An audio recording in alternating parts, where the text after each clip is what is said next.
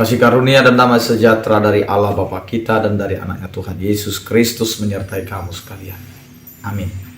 Bapak, Ibu, dan saudara-saudara yang dikasih oleh Tuhan kita Yesus Kristus, di akhir pekan ini, sebelum kita melakukan aktivitas kita, marilah kita mendengarkan firman Tuhan yang tertulis dalam Mazmur 19 ayat 13. Demikianlah dikatakan, siapakah yang dapat mengetahui kesesatan?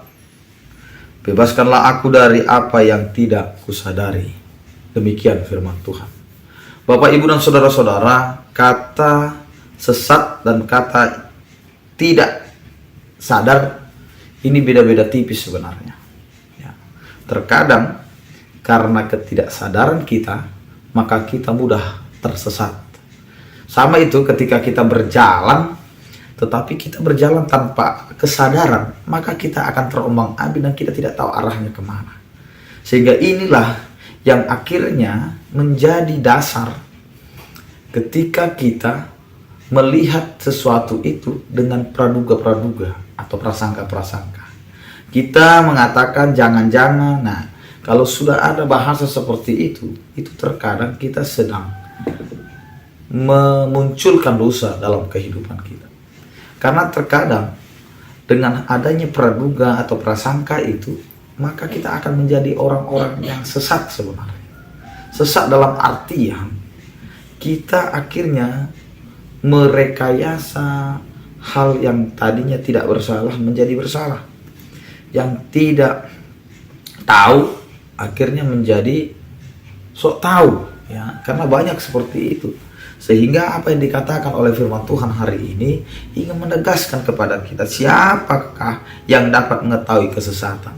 Siapakah yang akan mengetahui tentang kesesatan itu? Ya, karena kesesatan itu dimulai dari ketidaksadaran. Kalau dia sadar, pasti dia akan kembali dan tidak akan tersesat. Dia akan kembali ke jalan awal dan pulang. Tetapi terkadang hidup kita tidak mau tahu. Kita terus berjalan walaupun kita tidak tahu kemana tujuan. Kita terus melangkah walaupun kita tidak tahu dan tidak menyadari apa yang sedang kita jalani.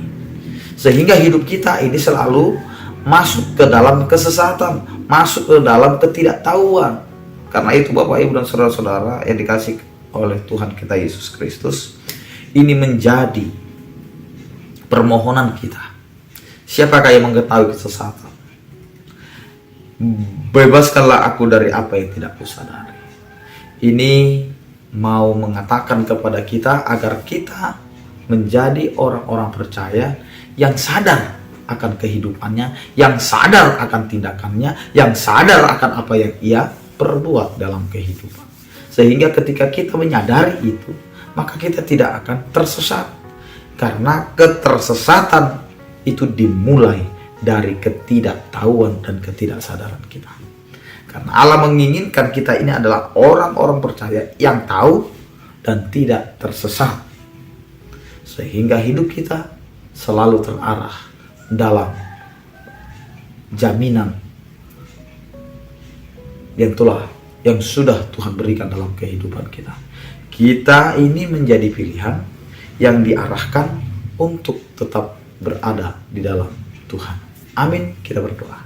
Terima kasih Tuhan, Engkau mengingatkan kami bahwa dalam kehidupan kami banyak sekali hal-hal yang dapat menyesatkan kami. Tetapi karena kasih setiamu, ajarkanlah kami agar kami terbebas dari apa yang tidak kami ketahui. Terkadang apa yang tidak kami ketahui itu yang kami kerjakan dan lakukan, sehingga ketika kami mengetahui, kami kembali menjadi orang-orang yang hanya terkagum, tersentak, terkejut, dan lain sebagainya. Tetapi kami mau menyadari Tuhan, apa yang kami lakukan itu adalah untuk kemuliaan bagi nama. Berkatilah aktivitas kami sepanjang akhir pekan ini, agar apa yang kami kerjakan Tuhan itulah untuk kemuliaan bagi nama-Mu. Begitu juga Tuhan dengan orang-orang yang percaya, yang sakit Engkau berikan kesembuhan, yang berduka Engkau berikan penghiburan, yang bergumul Engkau berikan penyertaan. Anugerah Tuhan kita Yesus Kristus, kasih setia daripada Allah Bapa dan Sekutu Roh Kudus. Amin. Selamat beraktivitas. Andalkan Tuhan dalam kehidupan kita. Tuhan Yesus memberkati. Horas.